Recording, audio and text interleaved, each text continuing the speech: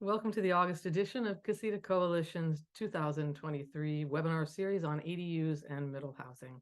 I'm Celeste Coyer, Casita Coalition's Executive Director. Thanks for joining us today.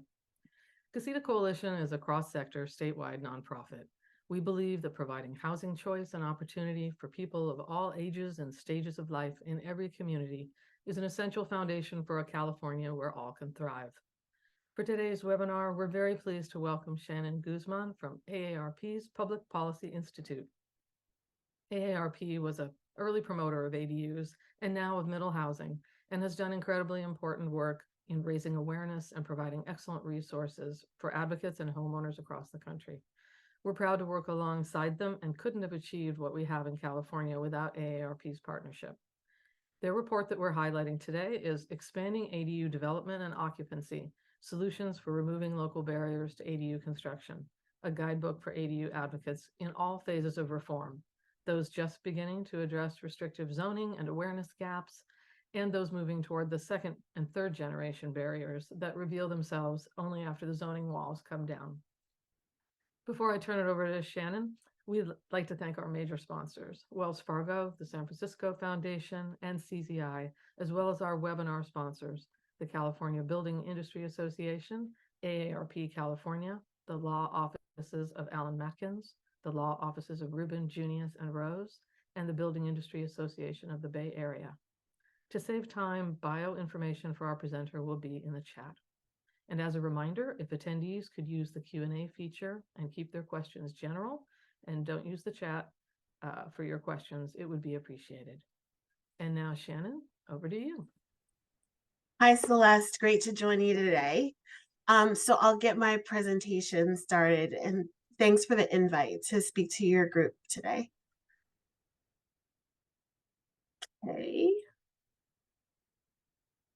Okay, let me start the presentation. Okay, so I'm Shannon Guzman. I'm Director of Housing and Livable Communities at AARP's Public Policy Institute.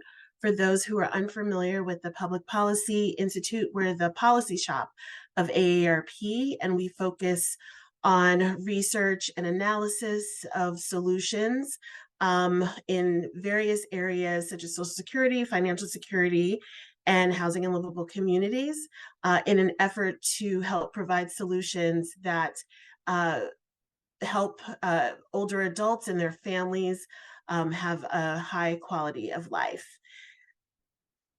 So I want to get started today talking about housing and ADUs from AARP's national perspective. And I start off by talking about the demographics, both national demographics and household demographics, so that we get a good understanding of the housing and community conditions that people are living with. So to start off with a little bit about the demographics, the country is aging very rapidly.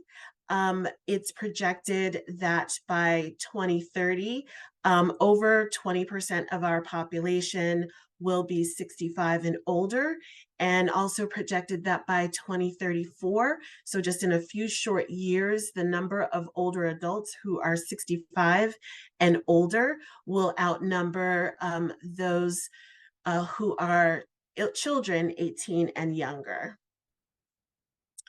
Also, some quick facts about U.S. households. We have more people living alone in their homes and as they age. We have 64 million Americans who live in multi-generational households. So that's living with two or more generations. The U.S. population is getting more racially and ethnically diverse. And our middle class has been shrinking over several decades. And this is due to our incomes not increasing at the same pace as the cost of living, especially housing. And so this demographic information really impacts the type of housing and the type of community that we need to meet people at every life stage. And so we want to take these living conditions into account when we're thinking about the right types of housing that people need. So communities face a lot of challenges when we're thinking about the aging population. Most of our communities aren't prepared to meet the growing needs of older adults. And so many communities weren't designed or developed with aging in mind. So you may see communities with limited access to community amenities and services that support people at different life stages. There's a growing housing cost burden, people spending 30% or more of their household income on housing, and that has ramifications for whether or not they're able to purchase other necessities for the household, like medication, food, or transportation. Um, you see a lack of housing options within communities. So one type of housing can dominate a community. That means that people have limited choice on where they want to live in their communities. We also see that mobility or the risk of developing a disability increases as one ages. So you may have people who have limited mobility, making it difficult for them to move around their homes and their neighborhood. We also see things like unsafe travel environments. This picture here depicts someone who has to deal with an uneven sidewalk, who's uses a walking aid. Also, we see health disparities within communities. That's um, it often is revealed through um, uh, differences in life expectancy. So you may see in one community um, a a range of a 15-year difference between one neighborhood and another in life expectancy. And that is largely due to the type of access that one may have in their community as far as um, access to healthy places, having healthy behaviors, the prevalence of healthy behaviors in a community, or access to healthcare providers. So what is it that older adults want? Well, AARP consistently surveys people who are 18 and over, including those who are 50 plus. And the majority of older adults who are 50 and older want to remain in their homes and communities as they age. They've established ties to their community. They may have raised their kids in the community. They've volunteered in the community. And so we want to make sure that our homes and our neighborhoods support people's long-term goals of staying where they are as they age. So AARP promotes livable communities. That's our definition is making sure people have appropriate and adequate housing and transportation options, affordable options, with a range of amenities and destinations that will support aging. And once those things are in place, then people can have a high quality of life. They can live independently and stay active and engaged in community life. And that's across the board in rural communities and suburban communities. And in urban places, we want to see people have access to the services and supports and the type of housing that meets their needs. So AARP's philosophy or policy objectives when it comes to housing is what we call, our framework is what we call age-friendly housing. And there are 3 pillars of age-friendly housing that AARP works on. One is expanding housing options. That means having a range of housing that meets what the needs are in the community. We focus on housing affordability. which includes affordable housing, but is not limited to affordable housing.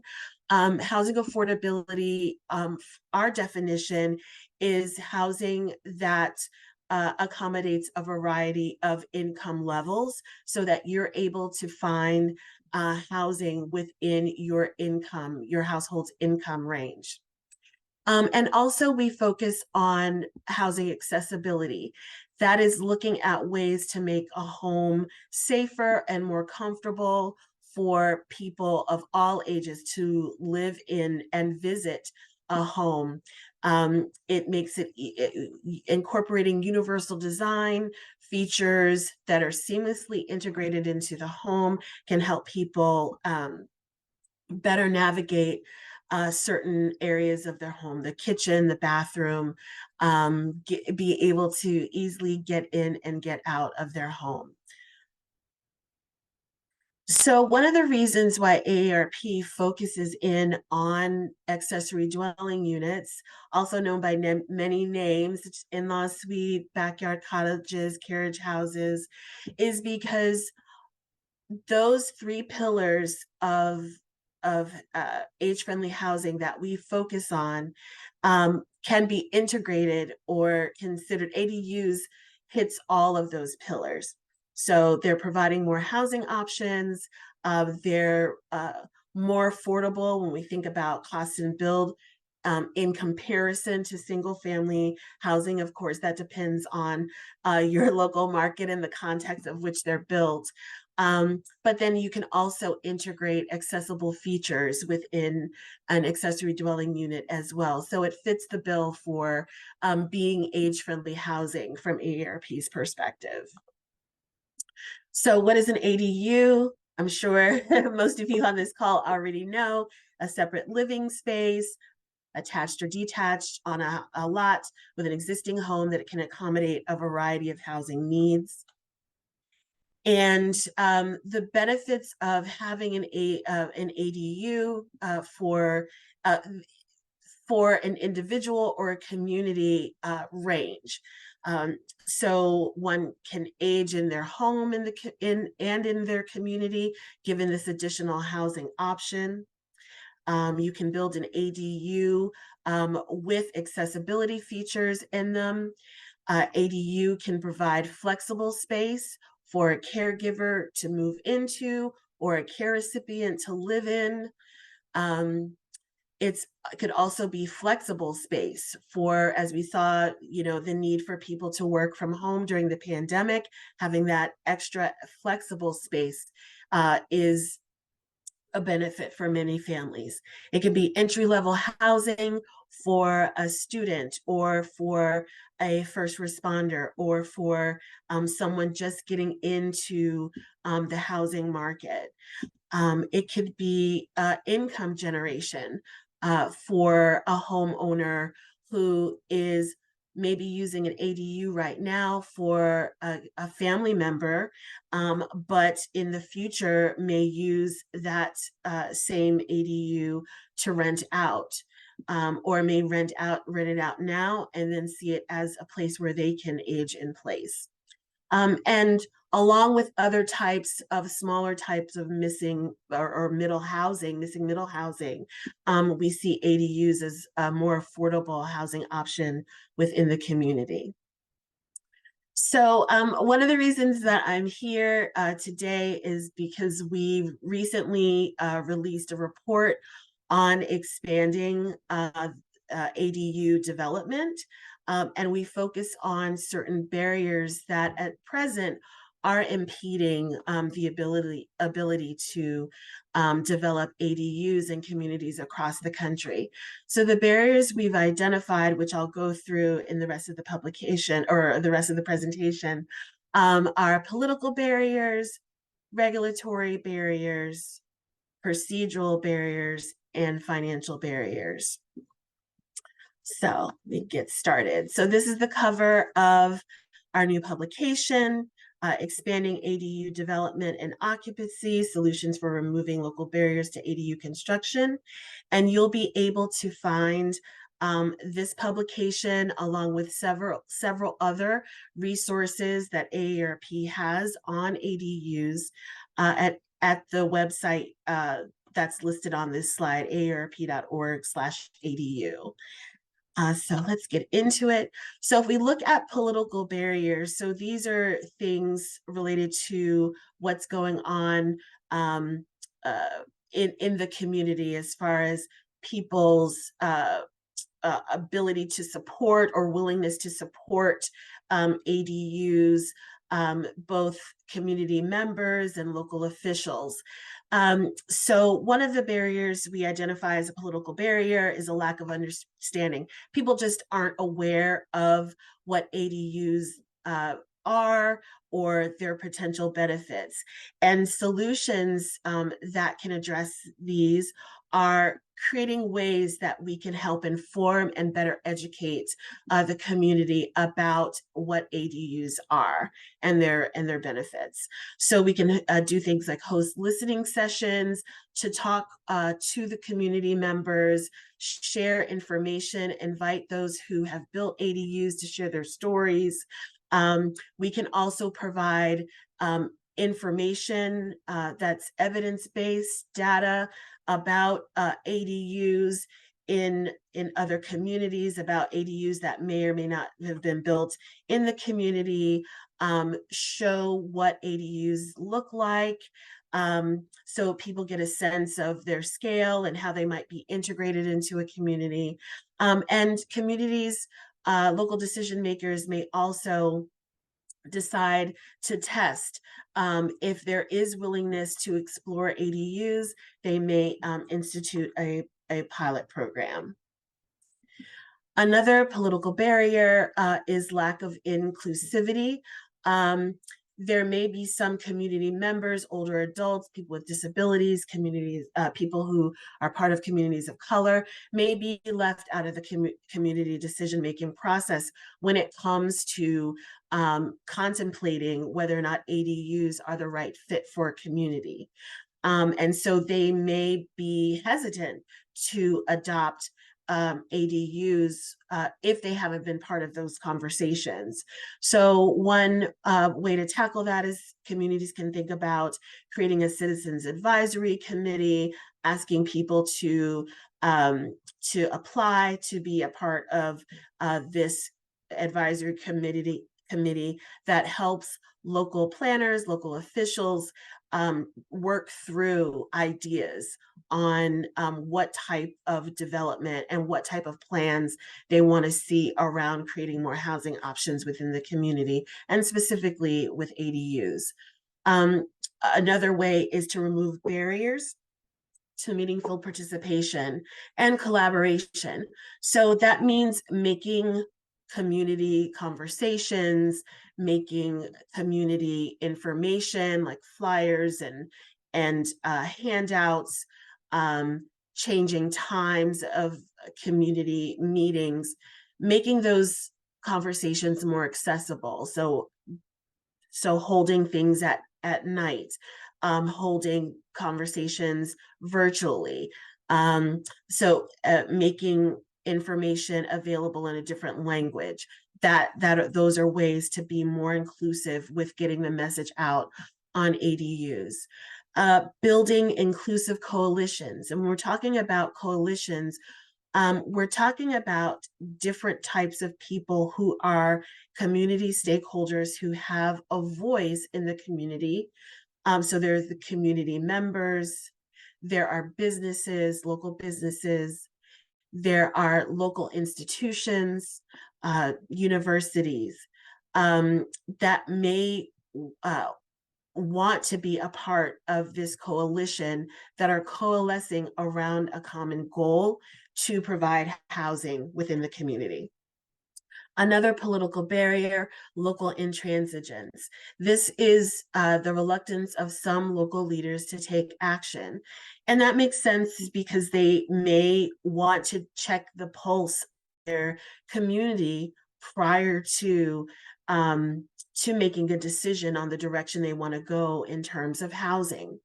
So local leaders need to be armed with information about ADUs with some data and stats about ADUs, be able to talk about the benefits, how they can benefit a wide range of community members. But also there are solutions that that are state level actions that can help spur development. So you may have state legislation reforms that incentivize homeowners or incentivize communities to promote the development of ADUs.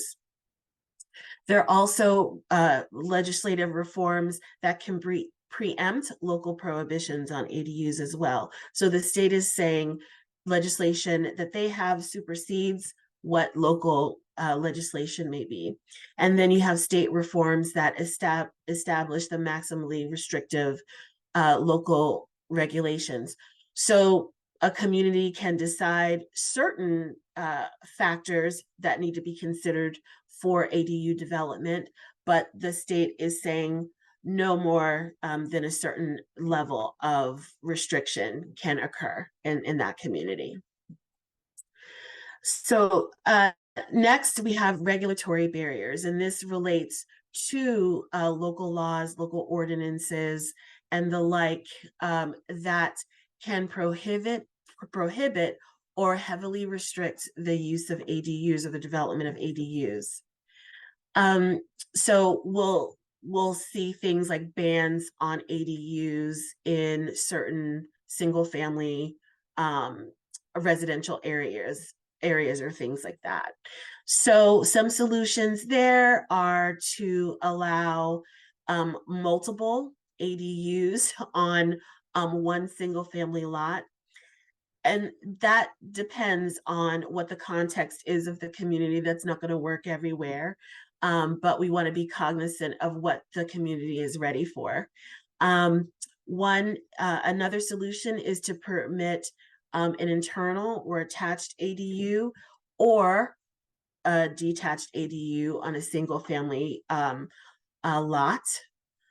And then another is to allow for an internal, attached, or detached ADU in any lot, but restrict that to some zones where single family homes are allowed. Okay, let's see. All right. Another regulatory barrier is over-reliance on discretionary approval. So complying with some local regulations can stymie development. So there are some regulations that are so restrictive that it makes it very difficult for any homeowner to build an ADU. So there are three types of solutions here. One is to just allow ADU development by right. So every property owner has a right to build an ADU of their choice, what makes sense for their property. Another idea is to make internal or attached ADUs by right, but require discretionary use permit for detached ADUs. And then the third option is to allow internal, attached, or detached ADUs by right in some zones, and also have but still have discretionary use permits in other zones. So the idea behind this is, again, thinking about the context of the community, the level of support of ADUs, and we want to think about these actions as possibly mental. So maybe you'll start off in a community where people are a little hesitant about ADUs. So you'll start off by saying, okay, well, in these districts, you can have ADUs by right, but we'll keep in other districts that discretionary use permit the same. And as ADU development continues over the course of several years, local officials can reassess the success of that legislation or the need for reforms in that legislation, because the housing need is so great, revisit these laws and make changes as necessary. Also, another regulatory barrier are overly restrictive zoning standards. So these use-specific zoning standards can limit opportunities for ADU development. So when we're talking about use-specific standards, we're talking about uh, local laws related to height, local laws related to occupancy, local laws related to setbacks, local laws related to parking requirements. So again, these offer different levels of the type of zoning standards that a community can employ. So at the first solution is to not impose any such use specific standards on internal or attached ADUs, and provide some sort of use specific standards for detached. And then the second option is to have some standards for the physical relationship between the ADU and the main house. And then the third option is to have some physical, some standards, use standards related to the physical relationship between the main house and the ADU, but that also addresses some other issue that has popped up in the community. So people may be worried about rentals, or people may be worried about another issue that particular ordinance or legislation can address. And now we get to procedural barriers. This is I believe the third barrier. One is inexperienced applicants. I myself have been in this situation in trying to navigate a renovation, so to speak, for my own home a while ago. So you may have homeowners who are interested in building an ADU, but find navigating the ADU development and permitting process very difficult. So a solution could be providing one-on-one technical assistance to ADU applicants, host periodic workshops or educational sessions for potential ADU applicants as well, or create educational informational material to for homeowners. So you may have fact sheets or guides to help explain the process, the local process, what incentives there may be, what procedures are in place that can help the homeowner navigate. So one such example is in Barnstable, Massachusetts. If you're looking at the guide from the website, this is the layout from the report. But in this particular case, in Barnstable, Massachusetts, they provided one-on-one, or they provide one-on-one technical assistance to homeowners who are creating an ADU, and they help the homeowner throughout the process. And they're able to get that support needed to get to the finish line of building an ADU. And the program has generated 111 affordable ADUs. This is also another page within the guide or the publication, and it talks. I wanted to just quickly talk through what this chart means. These have the solutions related to the barrier that was previously discussed, and it helps communities kind of assess where they are in the process and what might work for them, what are the benefits to a particular solution, and what are potential drawbacks to be aware of. Another procedural barrier is an uncertain process. There's a limited knowledge or lack of familiarity with the timelines, the steps, the permits, or just general project management of activities related to ADUs. So one solution is to establish time limits for ADU reviews. That's more on the departmental side and the process. So a local community can set certain time limits for ADU review of the plans and other documents. The planning department or the permitting department can designate an ADU expert who is concentrating on streamlining and expediting ADU reviews for applicants. And another idea is to partner with community organizations that can help support homeowners who want to build ADUs in some capacity, either through technical assistance or helping them project manage an ADU development. Another procedural barrier are illegal units. So these are ADUs built outside of local regulations, but they can also be present health and safety risks as well.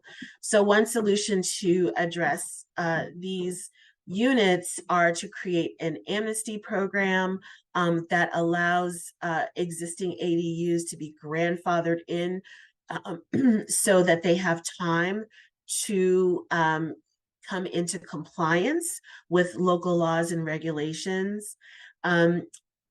Communities can provide financial assistance for modifications or repairs to bring them up to code. And they can create a rental licensing program for people who want to rent out their ADUs. So that would occur after they've come into compliance. Let's see. I have a little sticky. There we go. All right.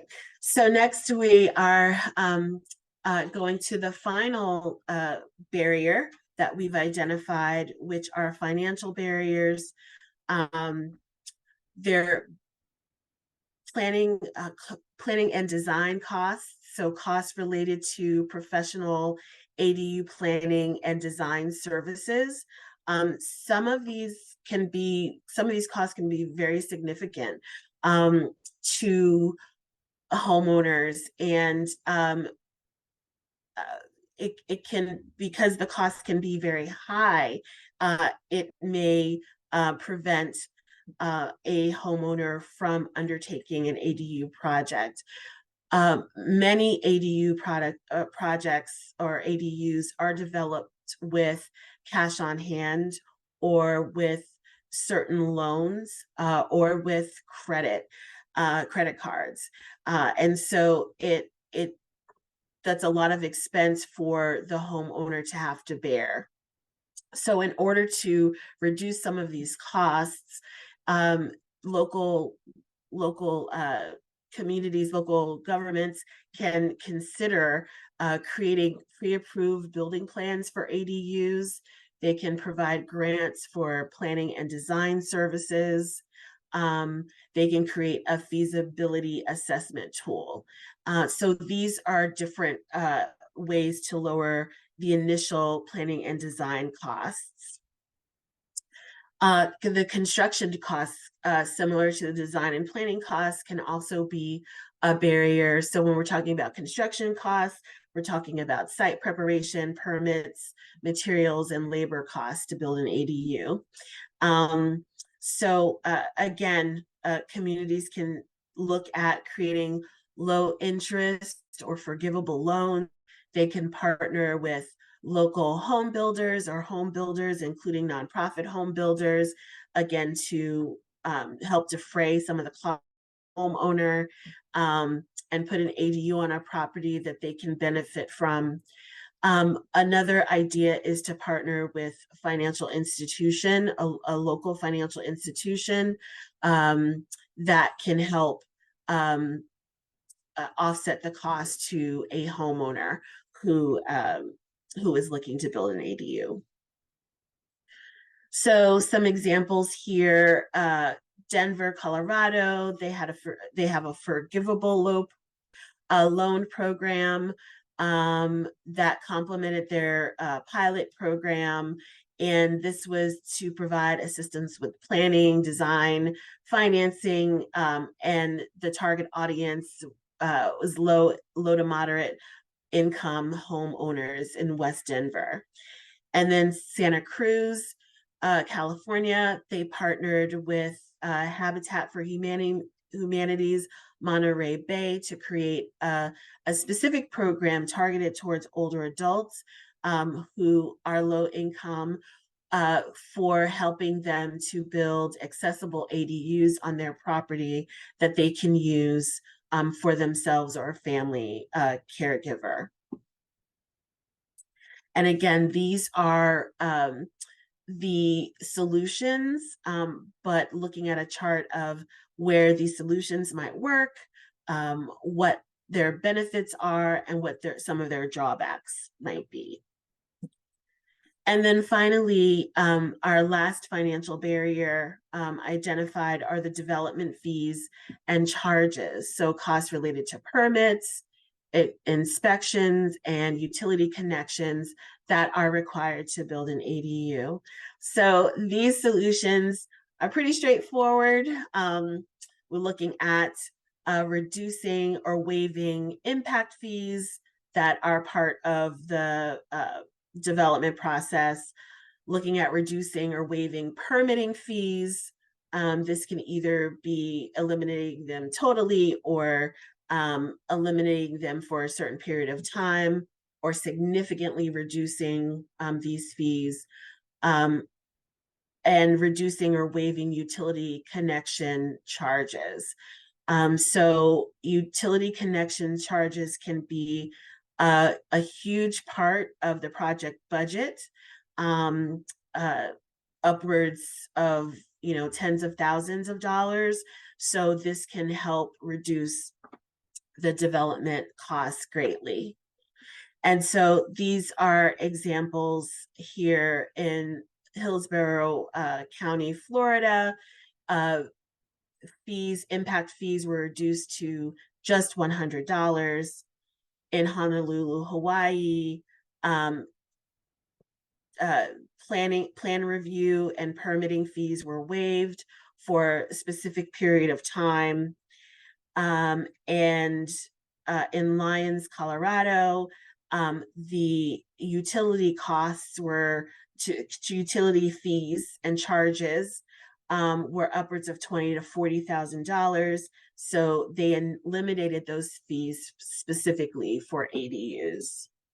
And again, here is the chart that talks about where this might work, where there's large support for ADUs, some of the benefits, and then some of the drawbacks. So I just want to sum up what types of solutions in larger categories, what type of solutions might work for developing or helping to facilitate the development of ADUs. So one is to relax zoning restrictions, existing zoning restrictions. Again, this doesn't mean necessarily removing all restrictions. This can mean taking an incremental approach to relaxing zoning and other regulations that are in place. Enacting state and local policies that support ADUs. In parentheses, I have the Model Act and Ordinance, and that's something that I'll get to in a second. But AARP developed a resource to help communities with that. Provide resources to guide homeowners through the ADU development process. I mentioned technical assistance, having guides and fact sheets. Another idea there is in the DC area, there is a listserv, and people from homeowners to designers to people who are contractors all discuss ADUs in a group through a listserv. And then another way is to create financial incentives that can help either communities or individuals create ADUs or develop ADUs. And I mentioned before, I wanted to share a few of AARP's resources. So here are the first 3 publications along with this new publication that you'll find at aarp.org/ADU. The ABCs of ADUs is a primer or an initial guide about what ADUs are and some of the benefits. And it provides examples of ADUs in their various contexts.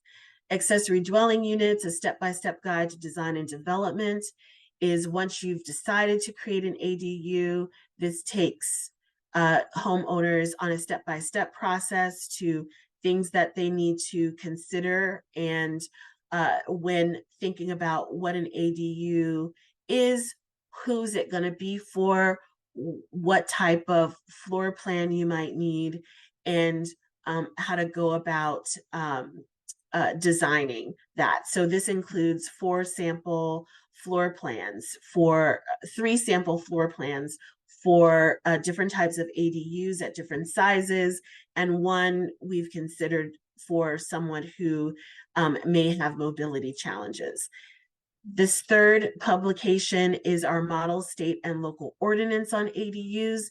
AARP worked with industry experts on this publication to showcase provisions we think are the optimal provisions for communities to consider at the state and local level for helping to support the development of ADUs. And we have this most recent publication. I also want to share 2 sites. We have videos at aarp.org that has this video that I wanted to highlight, Rob and Deb, who created an ADU in Ashland, Oregon, and they use it as a workspace now, but their plan is to move into this when they can no longer use their single family home, and they've integrated certain universal design features into their home. So you can see this and other ADU videos that we produced, and which features homeowners building or contemplating an ADU. And then just most recently, we released a new YouTube series called Going Tiny.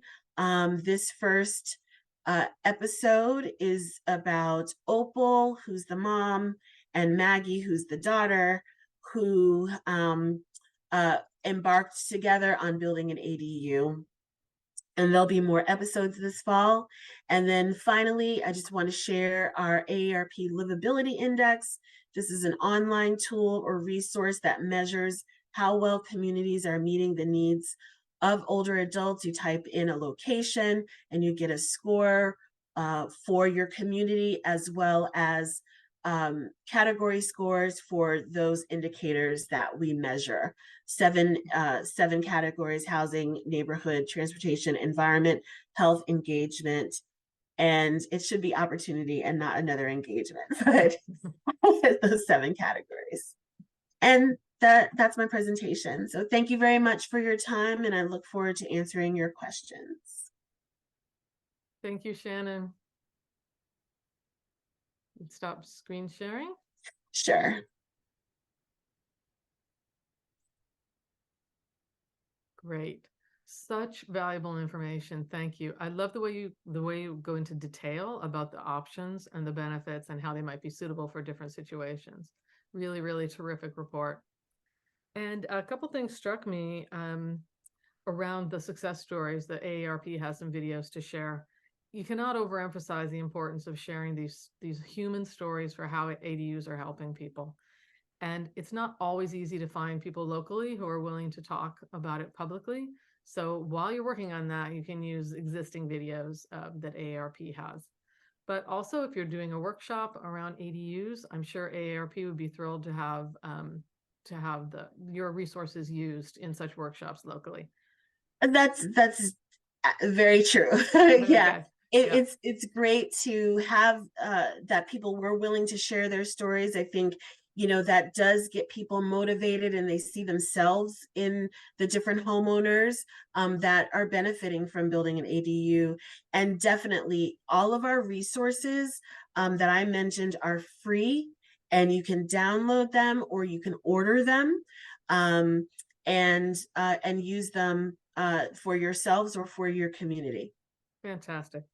And another point about one of the benefits of incentive programs or fee waivers from local agencies that isn't often talked about is the fact that it shows goodwill. It shows that that local government wants you to build an ADU, and that can go a long way, I think, toward building trust. And so before you ever go into the planning department, if you know they really want you to build an ADU and they've publicly declared that, I think that can help.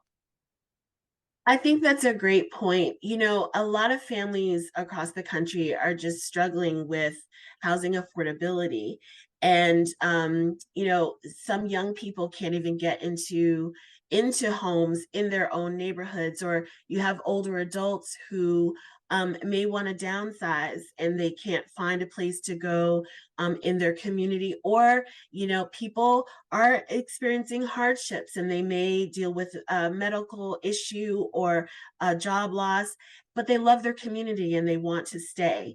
And so there are many reasons why we should be expanding housing options, and ADUs is one of them. So if you want to keep community members in their home, in their neighborhoods, because they're longtime residents, this is a good way to do that. And so, local governments and community members should be working together to make sure that these options are available. Absolutely. And also, if there are places for homeowners to move into that are affordable in their community, then those homes that they've been in can go up for sale and remove some of the roadblock we have for homes for sale in a lot of It's true. communities too. Okay. It's true. It's all about people's preferences and their choices and how and when they want to move. Hmm. Yeah. Well, thank you again for all the work AARP has done around this. And I know you're now offering a lot of information about middle housing as well, because housing choice is all about different types of homes of different sizes and different configurations in most communities. Right. Yes. If you go onto our website, aarp.org/missing middle, you will find resources on missing middle housing. But the more options we have, the better. Fantastic. Okay. Thanks so much again, Shannon. Thanks a lot. So let's take care. Thanks for being here. Okay. Bye. So that's all we have time for today. And we do invite other ADU and middle housing professionals, community-based organizations, and homeowners to add your voice, join the conversation by becoming a member or donating to the Casita Coalition at casitacoalition.org. We also have a lot of resources on our website, including guidebooks on subjects such as legalizing unpermitted ADUs, pre-approved plan programs, garage conversions, and lots more, as well as links to our webinar library on YouTube, and many more resources for both ADU professionals and homeowners. So you can keep up to date on all our events and stay informed with ADU and middle housing news by joining our mailing list or becoming a member at casitacoalition.org. And on behalf of the Casita Coalition, thank you so much to Shannon, to our webinar support team, and to all of our sponsors and funders. And our thanks to everyone who attended today. Thanks, and see you next time.